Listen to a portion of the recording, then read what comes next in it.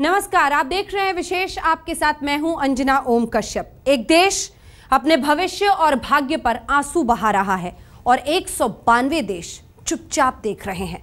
वो देख रहे हैं कि कैसे इराक दुनिया के सबसे बड़े आतंकी अबू बकर अल बगदादी के आतंकी कदमों के नीचे कराह रहा है, और ये भी देख रहे हैं कि कैसे बगदादी इस्तेमाल कर रहा है आतंक फैलाने के अलग अलग तरह के 14 हथियार। आखिर ऐसा क्यों है कि 10 दिनों के भीतर इराक जल उठा और इराकी फौज ने 6000 आतंकियों के सामने घुटने टेक दिए? 2014 के जून महीने में जो कुछ हुआ, इसकी तैयारी तो बगदादी ने पिछले साल ही कर ली। जी हां, पिछले एक साल में बगदादी ने छोटे बड़े 7500 से ज्यादा आतंकी घटनाओं को अंजाम दिया।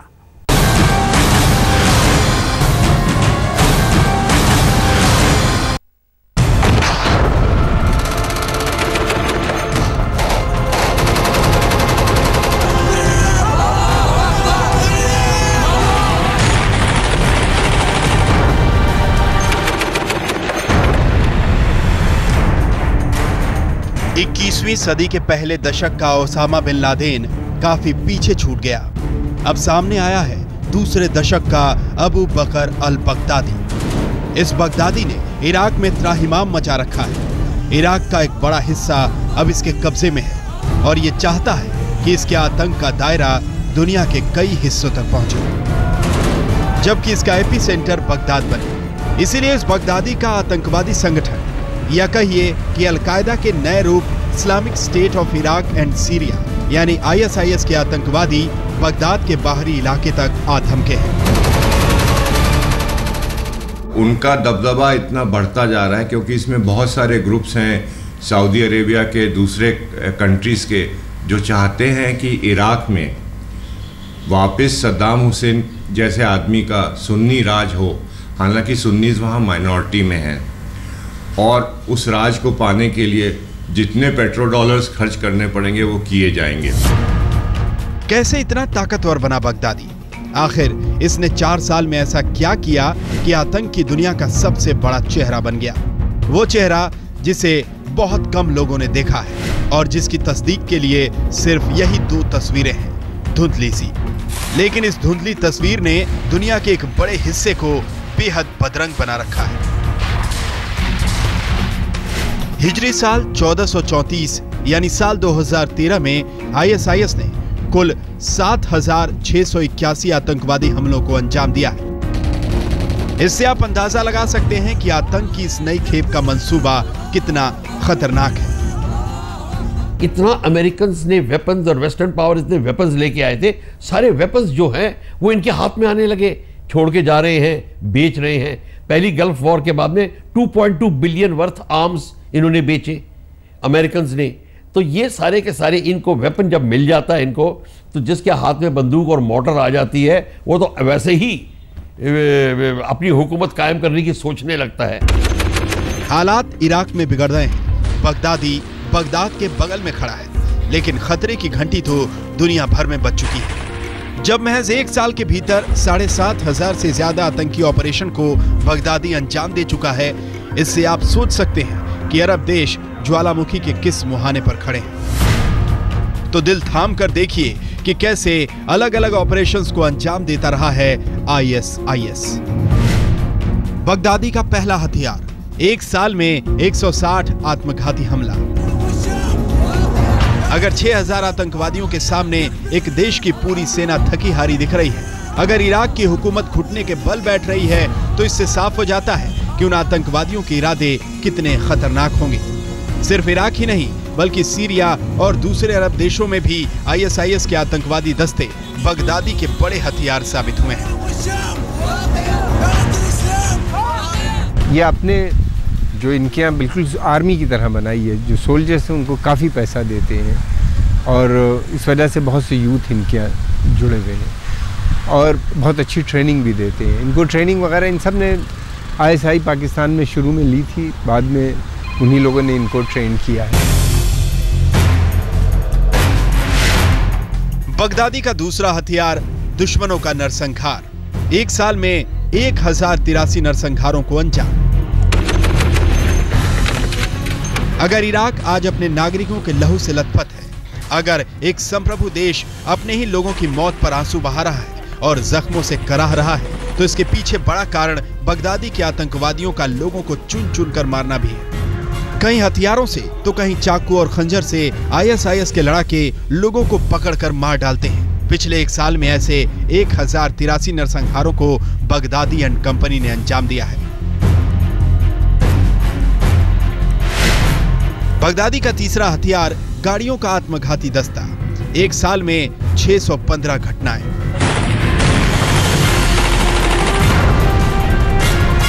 बगदादी के आतंकवादी खुद को मारने के लिए बेताब रहते हैं, तो दूसरी तरफ कार, ट्रक या दूसरी गाड़ियों में बम भरकर भी वो सीधे टारगेट से भिड़ा देते हैं। इसके आतंकवादियों ने 10 जून को मोसुल पर कब्जा किया, जहां 40 भारतीयों को बंधक बनाया। अगले दिन बैजी और तिकरित को कब्जे में कर लिया। फिर एक दिन के भीतर समारा ने भी आतंकवादियों के आगे सरेंडर कर दिया।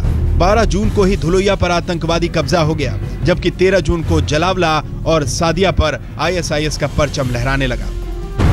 इसके पीछे बगदादी के वो आत्मघाती दस्ते भी काम कर रहे हैं, जिन्होंने गाड़ियों और ट्रकों में बम भरकर अपने निशाने को उड़ा दिया। बगदादी का चौथा हथियार दुश्मनों पर स्निपर अटैक।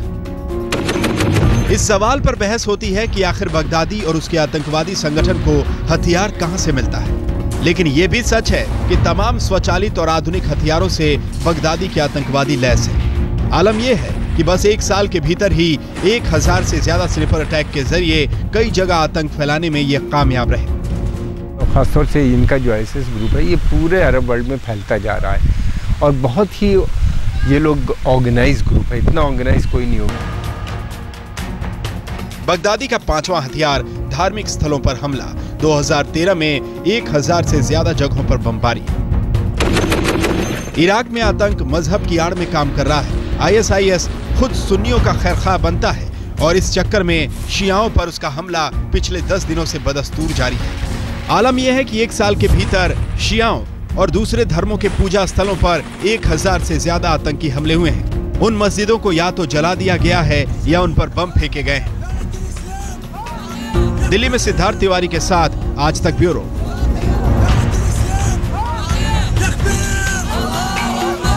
बगदादी ने अलकायदा के आतंकी पैटर्न को बदल दिया। इसने छुपकर हमला बोलने की जगह शहर दर शहर कब्जे की रणनीति अपनाई, साथ ही समाज में फैले असंतोष को अपना हथियार बनाया। नतीजा इराक की दुर्दशा के रूप में सामने है।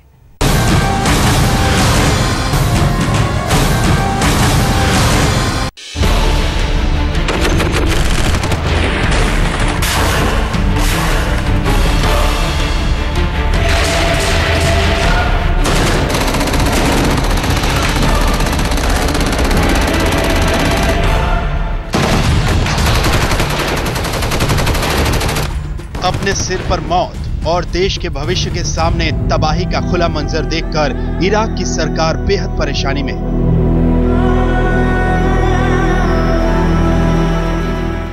जिस अमेरिका ने 11 साल पहले इराक में सद्दाम हुसैन से युद्ध किया, उसी अमेरिका से इराक ने मदद की गुहार लगाई, लेकिन अमेरिका ने दो टूक कह दिया, ये इराक का मसला है, वही जाने, हम तो लड़ाई में जाने से रहे। और इसकी वजह है ISIS के सरगना अबू बकर अल बगदादी के आतंकी हथियार। बगदादी का छठा हथियार मोर्टार से हमला। एक साल में 607 हमले। इराक में बगदादी के आतंक की झलक तो पिछले 10 दिनों से दिख रही है, जबकि सीरिया जैसे देश तो 2 साल से भुगत रहे हैं। सिर्फ मोर्टार से ही बगदादी ने पिछले साल 607 हमले करवाए। इसकी आइडियोलॉजी, इसका काम करने का स्टाइल, ये बड़े बड़े ऑपरेशन करता है, और जैसे कि अलकायदा नहीं है, 9/11 एक ही बार पूरी दुनिया को चौंका दिया। बगदादी का 7वां हथियार शहरों पर कब्जा। बगदादी का मंसूबा तो एक मुकम्मल इस्लामिक स्टेट बनाना है। इराक में वो अपने आतंक के जरिए इसकी झलक दिखा रहा है और इसी कड़ी में वो शहर दर शहर कब्जा करता जा रहा है। इराक में ही वो बस 4 दिनों में 7 शहरों पर कब्जा कर चुका है और पूरे इराक में उसके निशाने पर अब बगदाद, ताजी और बसरा जैसे शहर हैं। बगदादी जानता है कि शहरों पर कब्जे से वो सरकार पर दबाव बनाने में कामयाब होगा, खासकर इराक जैसे देश में जहां तेल की कई रिफाइनरी बड़े बड़े शहरों में है। ऐसे ही बैजी में स्थित एक बड़ी तेल रिफाइनरी पर ISIS का झंडा टंग चुका है। अगर तेल पर ऐसे ही आतंकवादियों का कब्जा होता गया तो इसकी आंच हिंदुस्तान तक आ सकती है। अगर 80% हमारा इंपोर्ट डिमांड है तो और वो हम इंपोर्ट के जरिए कर रहे हैं तो अर्थव्यवस्था के ऊपर बहुत ही सिग्निफिकेंट उसका असर दिखाई देगा अगर उसमें कुछ प्रॉब्लम होती है। और जिस तरीके से अभी इराक में जिस तरीके की डेवलपमेंट्स चल रही हैं कि एक सिविल वॉर देखा जा रहा है तो उसके जो रिपरकशंस हैं इंडिया के लिए ख़राब हो सकते हैं। बगदादी का 8वां हथियार शिया समुदाय के भगोड़ों को मिला लेना। वो पुरानी कहावत है कि दुश्मन को मारना है तो उसमें फूट डालो।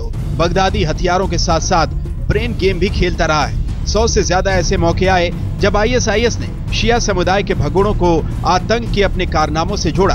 तभी तो हालात ये है कि इराक में लोग खून के आंसू रो रहे हैं। बगदादी का 9वां हथियार आतंकवादियों को आजाद कराना।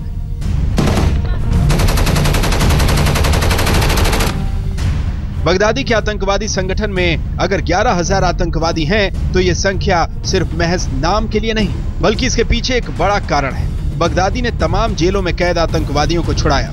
खुद बगदादी भी एक बार अमेरिका के हत्थे चढ़ चुका है, लेकिन वहां से निकला तो दुनिया उसे दूसरे लादेन के रूप में देखने लगी।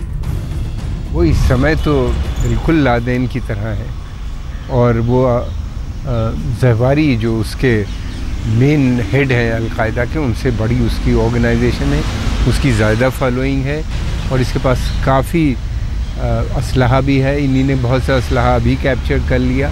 सीरिया में भी इन्हीं ने इनको काफ़ी सीरियन आर्मी का मिल गया था, इराकी आर्मी का इनके पास है। फिर उसके अलावा इनको पैसा बहुत मिला है। वहाँ पे उन्हीं ने जो बैंक्स लूटे हैं, उसके अलावा इन्हीं ने वहाँ पे जो बैंक्स में सोना था, बिलियंस थे, लोगों के पर्सनल सोने रखे हुए थे, वो सब इनके कब्जे। बगदादी ने मौत और दहशत बांटने के लिए और भी कई तरीके आजमाए। बगदादी का 10वां हथियार तो विरोधियों पर हथियारबंद हमला है। उसका 11वां हथियार मोटरसाइकिल से हमला है।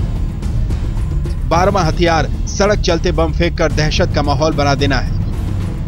उसके 13वें हथियार में अपना चेक पॉइंट बनाना जहां से उसके आतंक का कारवां गुजरता है और जिसका खूनी गुबार इराक झेल रहा है और दुनिया देख रही है। दिल्ली में सिद्धार्थ के साथ आज तक ब्यूरो।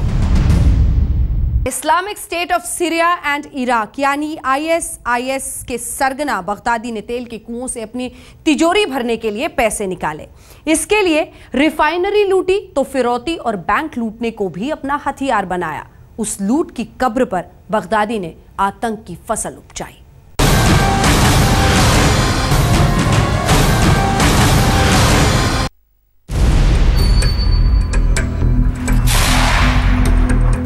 इस आतंकवादी को अबू बकर अल बगदादी कहते हैं और इस बगदादी को बगदाद ही नहीं चाहिए बल्कि बेगुनाहों का खून बहाने के लिए एक मुकम्मल जहां चाहिए। इसीलिए इसने आतंक फैलाने के नए नए हथियार इजाद किए और उन हथियारों से बना लिया दुनिया का सबसे अमीर आतंकवादी संगठन। तो देखिए क्या है बगदादी का 14वां हथियार।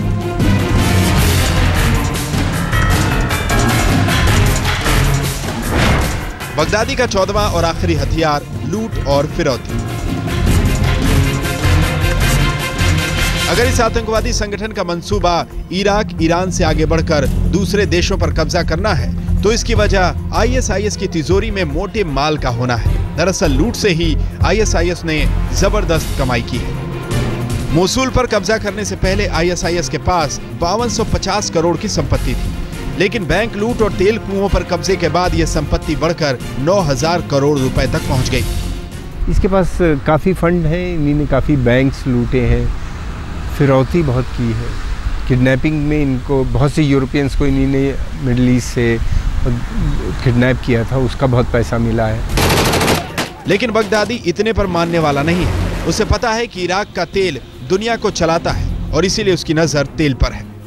इराक की बैजी रिफाइनरी से रोजाना 31 लाख बैरल तेल निकलता है, जिस पर बगदादी का कब्जा हो चुका है। बैजी रिफाइनरी से रोजाना करीब 2300 करोड़ रुपए का तेल निकलता है। इराक के ही दौरा रिफाइनरी से रोजाना 21 लाख बैरल तेल निकलता है, यानी करीब 1400 करोड़ रुपए का, जबकि बसरा यूनिट से 14 लाख बैरल तेल यानी करीब 932 करोड़ रुपए का। हालांकि बसरा और दौरा अभी ISIS की पहुंच से बचे हुए हैं, लेकिन कोई नहीं जानता कि कब ये शहर और इस शहर की तेल रिफाइनरियों पर आपको बगदादी का खूनी झंडा दिखने लगे। दिल्ली में सिद्धार्थ के साथ आज तक ब्यूरो। इराक में बगदाद और बसरा जैसे चुनिंदा शहरों को छोड़कर सब पर ISIS के आतंकियों का कब्जा हो चुका है। इराकी सेना ने मानो खुद ही हार मान ली है। इसका नतीजा ये हुआ कि बगदादी बगदाद की चौखट पर आ खड़ा हुआ है।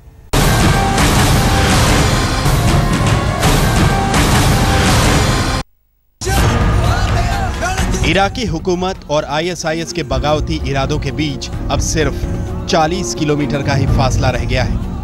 उत्तरी इराक के मोसूल और तिकरित जैसे शहरों पर कब्जा करने के बाद आतंकवादियों के निशाने पर है इराक की राजधानी बगदाद, यानी इराकी हुकूमत। अपने इस मंसूबे को पूरा करने के लिए ISIS आतंकवादी इराक के शहर बाकुबा तक पहुंच गए हैं और बाकुबा और बगदाद के बीच का फासला सिर्फ 40 मील है। We're prepared to create joint operation centers in Baghdad and northern Iraq to share intelligence and coordinate planning to confront the terrorist threat of ISIL. We're prepared to send a small number of additional American military advisors, up to 300, to assess how we can best train, advise, and support Iraqi security forces going forward.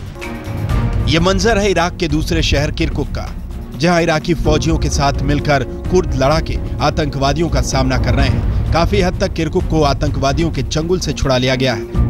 फिलहाल इराकी फौजियों और Kurdi लड़ाकों की कोशिश है कि छिपे हुए आतंकवादियों को ढूंढकर उन्हें खत्म किया जाए। किरकुक इस लिहाज से भी काफी महत्वपूर्ण है कि यहाँ पर तेल के कुएं हैं और इस पर कब्जा करने के लिए ISIS आतंकवादी दोबारा हमला कर सकते हैं। आज तक ब्यूरो।